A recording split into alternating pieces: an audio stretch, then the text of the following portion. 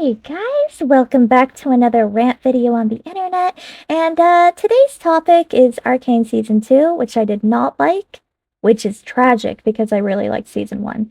So don't get all defensive. I mean, I appreciate people who like Season 2. We're all Arcane fans here. Arguably, we're all League of Legends fans here. But, yeah, this is gonna be a negative video about Season 2. But you know what? Actually, sit back and enjoy, and let's have a nice, mature conversation in the comment section. Um, also, this is gonna have spoilers, so please be careful. Oh, one more thing. I do know I need a new mic, but unfortunately, yes, this is my real voice, and no, I'm not a child, so yeah, anyway, let's go. So, first I want to talk about, now this is a nitpick, but I just want to get it out of the way. I'm gonna put something on the screen right now. This, I'm assuming, is a fan-made, like, younger Silco, and it looks so good. It actually looks so good, guys. So, so why is it in the bar scene when we see younger Silco, he just looks super old? Like, I know this is a nitpick, I know. But, like, guys, guys, he tells, like, 16-year-old Deckard, like, it's pretty clear Deckard was, like, a kid back then. He tells him, I'm gonna let you in on something I learned when I was about your age, or something along those lines, right? And, that should make him, like, really young when, Vander betrayed him. And we see in season 1 in, like, the flashbacks with him, like, drowning, he looks really young.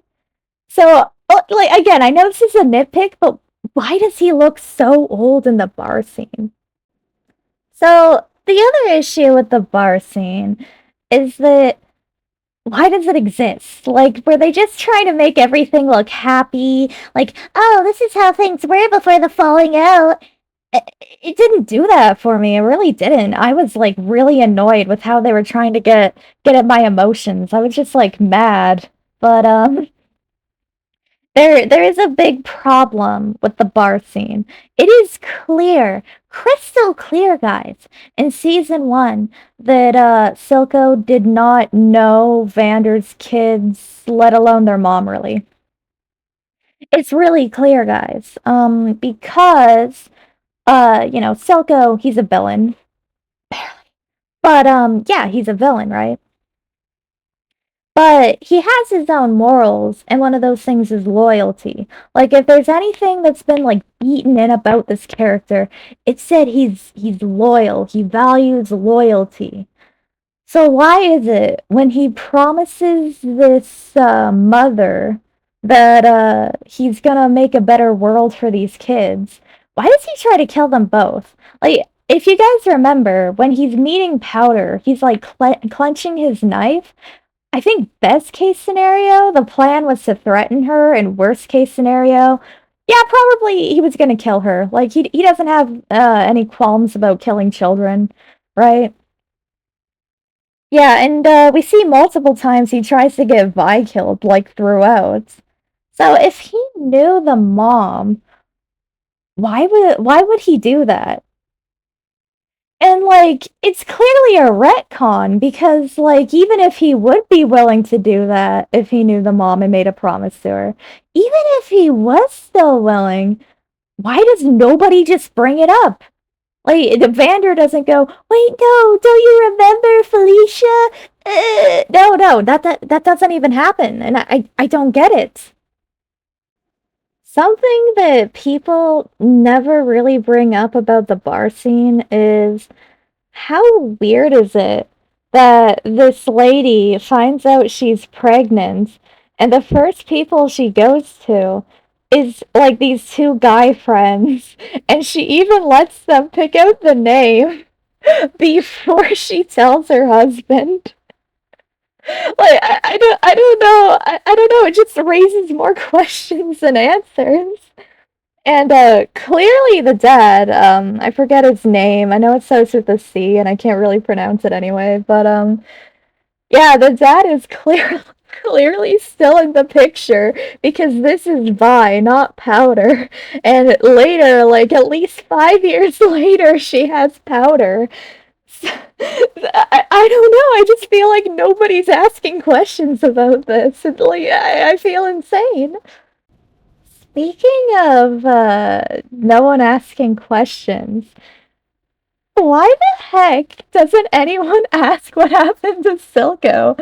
Like, everybody knows he's dead. Nobody knows how he's dead. Does anybody care?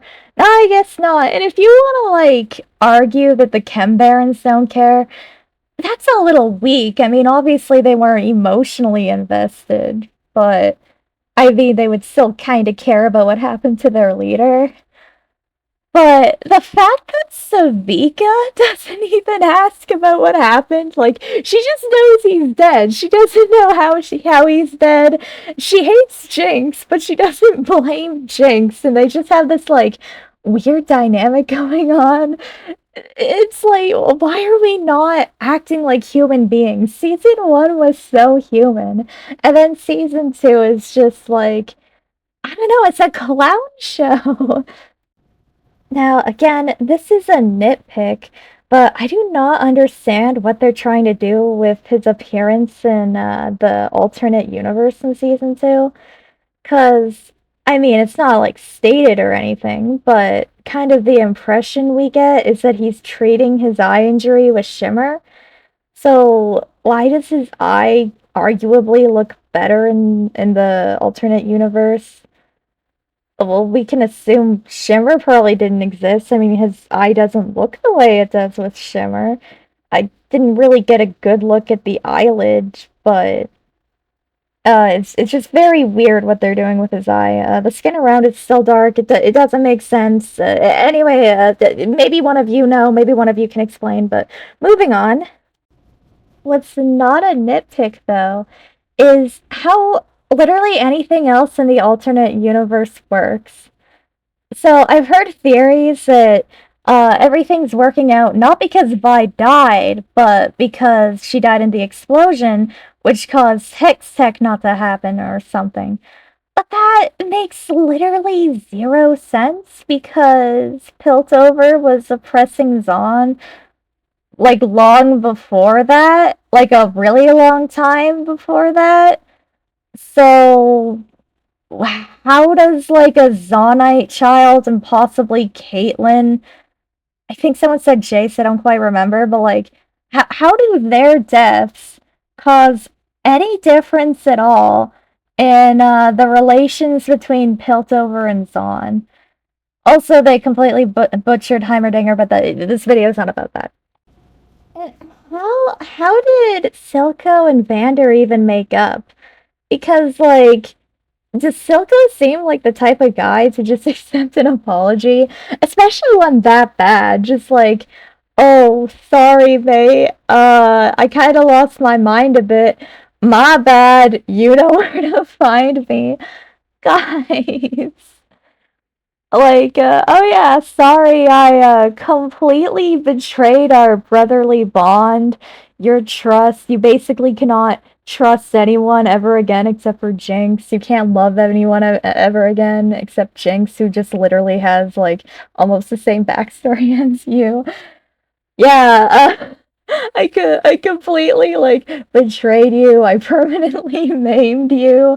I tried to like kill you in a very violent and helpless way, even though you trusted me. But yeah, let's just apologize and make up. But guys, even if he could forgive him, even if he could do that, what about their politics? Aren't their politics like super different?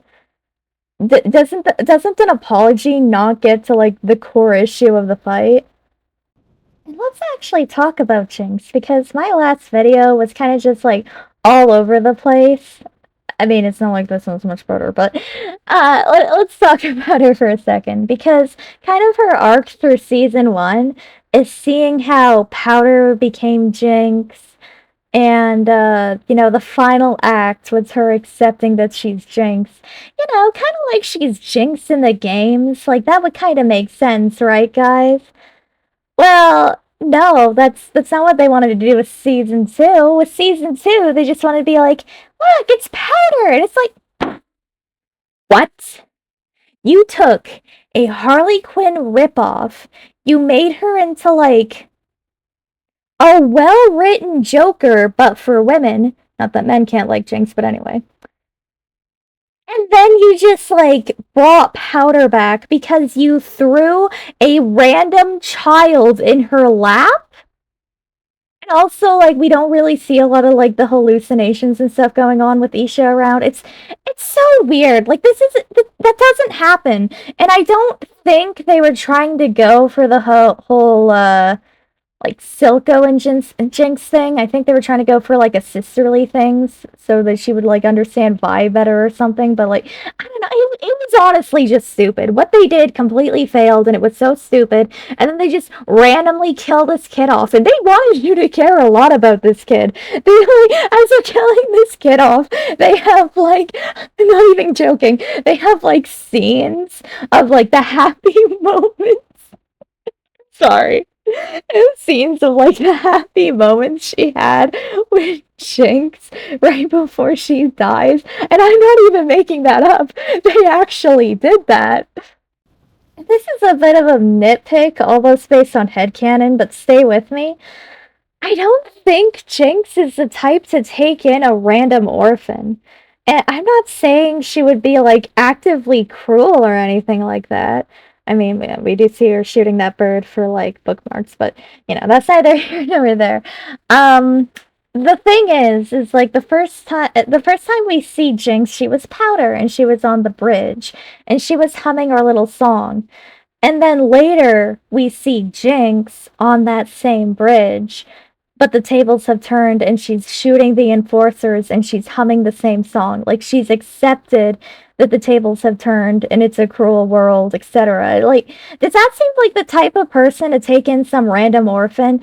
And even if she wanted to, would she believe that she's capable of it?